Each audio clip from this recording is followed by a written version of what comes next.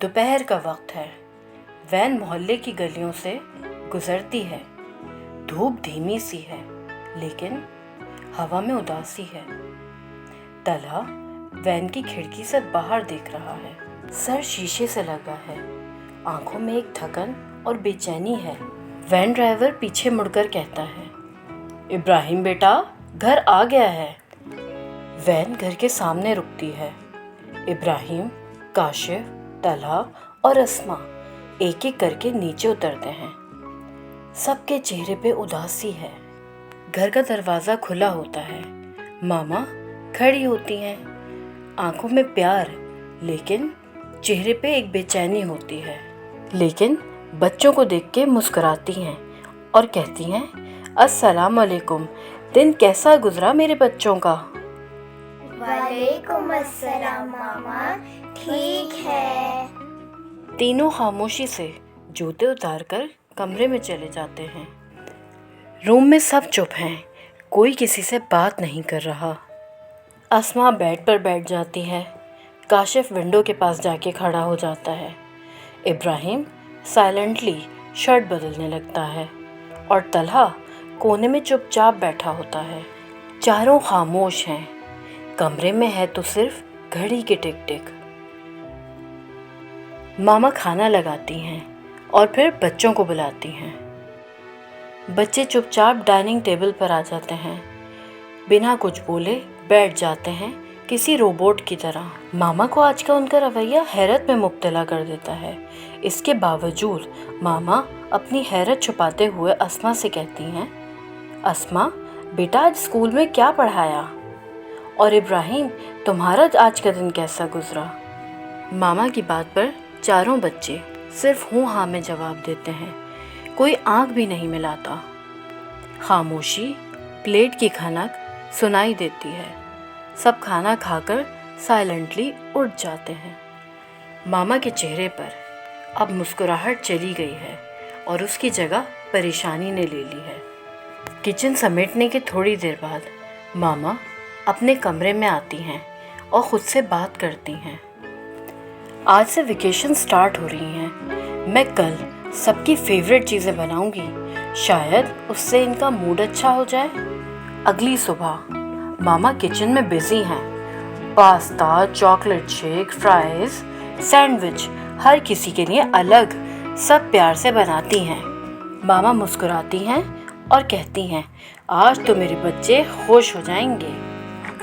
मामा table set करती हैं और बच्चों के कमरे में जाती हैं और आवाज़ लगाती हैं, उठो बेटा, सब डाइनिंग टेबल पर आ जाओ, नाश्ता रेडी है। बच्चे सोकर उठ चुके होते हैं। मामा की बात सुनकर सारे बच्चे टेबल की तरफ चले जाते हैं। मामा बच्चों को जगाकर उनके पीछे चली जाती हैं। तभी उनके पैर से कोई चीज़ टकराती है। नीचे देखती हैं, फ्लोर पर क्रेयॉन्स बिखरे होते हैं, तलहा के। मामा मुस्कुराती हैं।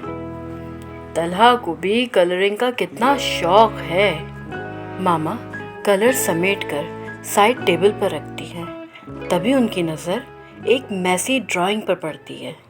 मामा झुककर तलहा की ड्राइंग उठाती हैं और ड्राइंग का मंजर देखकर दिल थाम लेती हैं, क्योंकि ड्राइंग में 4 बच्चे एक दूसरे का हाथ पकड़े हैं। सबके चेहरे उदास, आंखों से आंसू निकल रहे हैं और कोने में मामा और पापा दूर दूर खड़े हैं, दोनों उदास। ड्राइंग को देख के मामा अफसरदा हो जाती हैं कि अचानक पीछे से काशिफ की आवाज़ आती है, मामा कहाँ रह गई आप?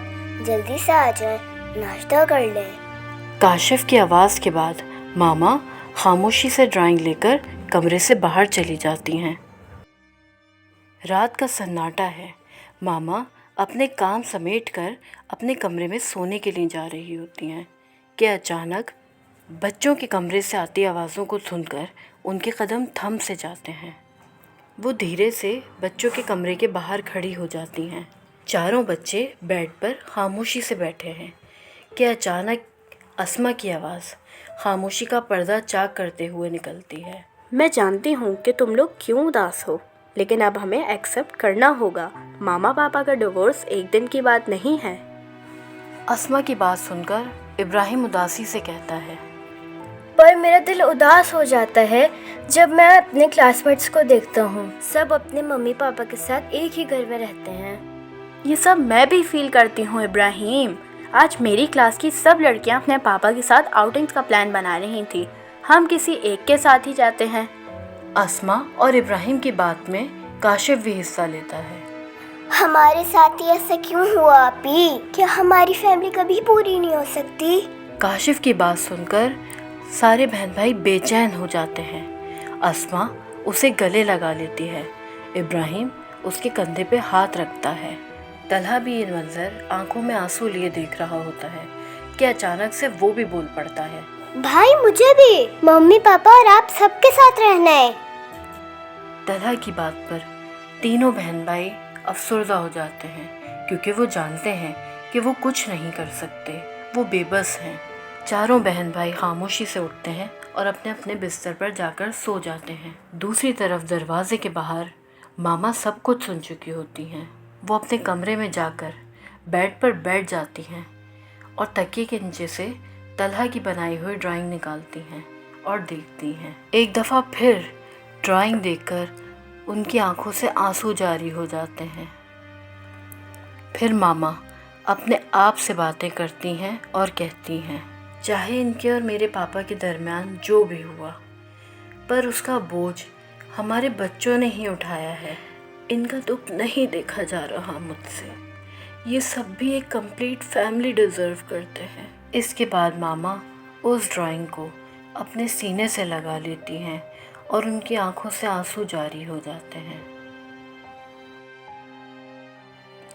कभी कभी दो लोगों का फैसला बचपन छीन लेता है उन बच्चों का जिन्होंने कभी किसी से कुछ नहीं मांगा होता।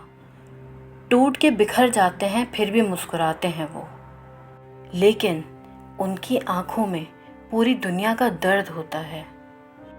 हमारी हर उन माँ बाप से दरख्वास्त है कि अपने रिश्ते को तोड़ने से पहले एक बार इन मासूम चेहरों के बारे में ज़रूर सोचिए, क्योंकि इसके बाद पछतावा ही मुकद्दर बन जाता है।